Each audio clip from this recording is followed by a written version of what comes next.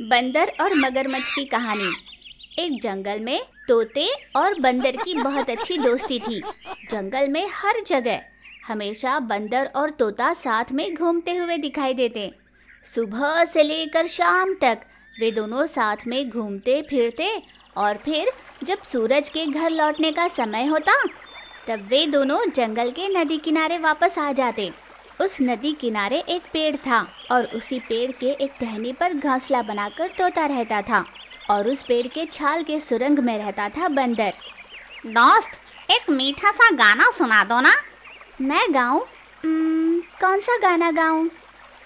कोई भी एक गाना गा दो ना दोस्त। तुम्हारा गाना सुनता हो तो लगता है जैसे कान में किसी ने अमृत घोल दिया हो। यूं पूरे दिल से उसकी तारीफ कर कहता था बंदर। अपनी तारीफ सुनकर तोता बड़ा खुश हुआ करता था। यूं बंदर उसका गाना सुनते सुनते सो जाया करता। फिर एक दिन सवेरे बंदर तोते से पहले ही नींद से जाग गया। ये इस तोते को आज क्या हो गया? अब तक सोया हुआ है। खैर, इसे सोने देते हैं। ऐसा सोचकर उस दिन बंदर अकेला ही नदी किनारे जाकर बैठ गया। नदी किनारे बैठा बंदर नदी में कंकर फेंक रहा था। यूं जब वो कंकर फेंक रहा था पानी की लटें आ रही थी, जिसे देख बंदर खुश हो रहा था। अरे वाह, ये दिखने में कितने अच्छे लग रहे हैं। ऐसा सोचकर बंदर और भी पत्थर मारे जा रहा था।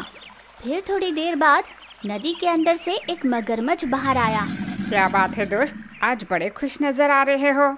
अगर हम दिल से खुश रहें तो हर दिन खुशहाल रह सकते हैं।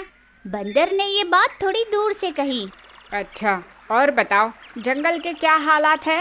हाँ, सब बढ़िया चल रहा है दोस्त। आज शेर राजा पड़ोस जंगल गए हुए हैं और हाल ही में हाथी दादाजी चल बसे। यूं जंगल में हो रहे कुछ विषयों के बारे में बंदर ने मगरमच्छ को बताया। और तुम बताओ दोस्त, नदी के अंदर की क्या खबरें हैं? मैं क्या बताऊं दोस्त तुम्हें। नदी के अंदर की दुनिया तो बहुत खूबसूरत है और नीचे मोतियाँ पता है कितनी सुंदर लगती हैं। क्या मोतियाँ होती हैं? हाँ, क्यों नहीं। तरह तरह की रंग बिरंगी मछलियाँ होती हैं। नए नए प्रकार के जीव होते हैं। सुनहरी मछलियाँ भी होती हैं। यूं वे दोनों आपस में बात करने लगे। बंदर को नदी के अंदर की बातें सुनकर बहुत अच्छा लग रहा था। दोस्त, तुम बता रहे हो तो मुझे भी नदी के अंदर की दुनिया देखने का मन कर रहा है। अच्छा, तो चलो ना मेरे साथ, मैं दिखाता हूँ।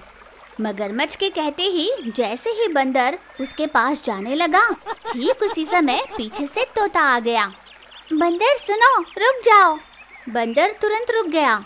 ये तुम क्या करने जा रहे हो? पता भी है तुम पानी के अंदर सांस नहीं ले पाओगे। पागल हो गए हो क्या? यूं उसे डांट कर तोता बंदर को वहां से लेकर चला गया। कुछ दिन यूं ही बीत गए, पर बंदर के मन में अब भी नदी के अंदर की उस सुंदर दुनिया को देखने की इच्छा कायम थी। फिर एक दिन दोपहर के समय बंदर ने पेट भर भोजन किया और पेड़ के नीचे आराम कर रहा था। अचानक उसे किसी के रोने की आवाज़ सुनाई दी, तो उसने झट से उठकर चारों ओर देखा।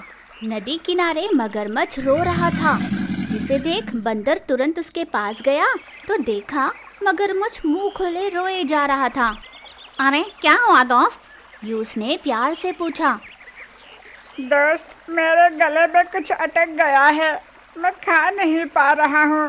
सुबह से मैंने कुछ पिया तक नहीं है। बहुत ही दर्द हो रहा है। मगरमच्छ ने आंसू बहाते हुए कहा। बहुत दर्द हो रहा है दोस्त। यूं बड़े ही पीड़ा के साथ दुख में वो कह रहा था। अरे रे दोस्त, ये तो बहुत बुरा हुआ। बताओ तो मैं देखूं।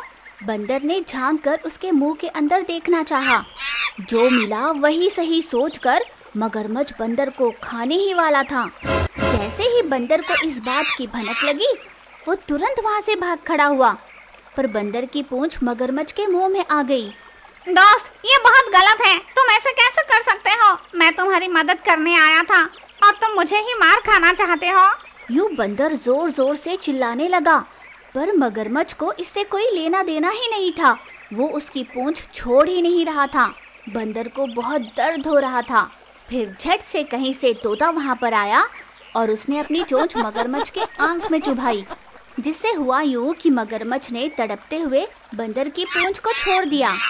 प्राण बचे तो लाखों पाए सोचकर बंदर वहां से भाग खड़ा हुआ। मगरमच्छ को आंख में बहुत दर्द हो रहा था।